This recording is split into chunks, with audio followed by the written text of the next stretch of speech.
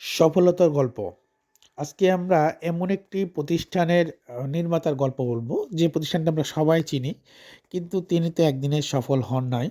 আমি বলছি Harland Davies Sanders.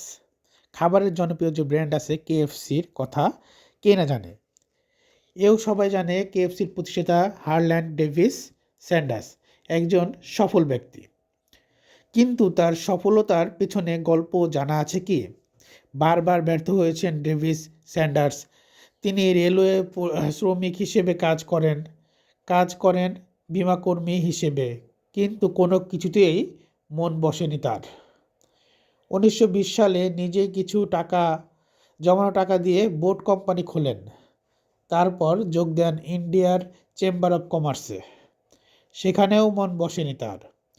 ওখানে চাকরি ছেড়ে দিয়ে কেন্টাকিতে একটি খাবার নির্মাণকারী প্রতিষ্ঠান সেলসম্যান কাজে নিয়োজিত হন। কিন্তু সেই কোম্পানির বন্ধ হয়ে যায় 1924 সালে। তারপরে কেন্টাকির স্যান্ডার্স অয়েল কোম্পানির ম্যানেজারের সাথে পরিচিত সুবাদে একটি সার্ভিস স্টেশনে চাকরি পান তিনি। কিন্তু কথায় আছে না, অভাগা যেদিকে যায় সাগর ও শুকিয়ে যায়। ওই কোম্পানিটাও দেউলিয়া হয়ে যায় 1930 সালে। 40 বছর বয়সে বেকার হয়ে পড়েন হারল্যান্ড ডেভিস স্যান্ডার্স।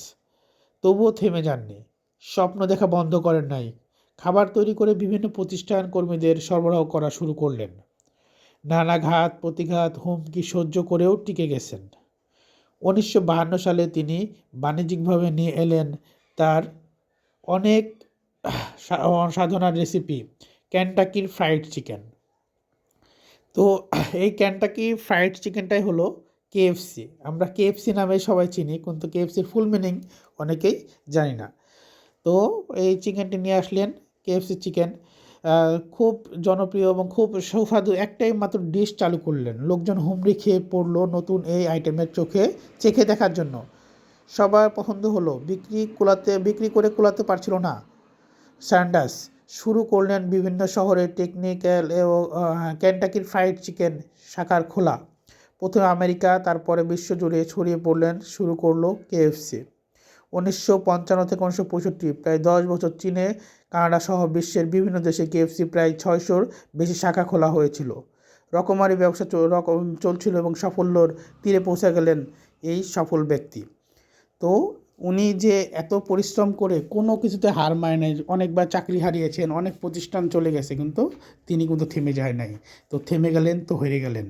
সফল হতে গেলে সব বাধা আসবে, অতিক্রম করেই পাড়ি দিতে হবে। ধন্যবাদ।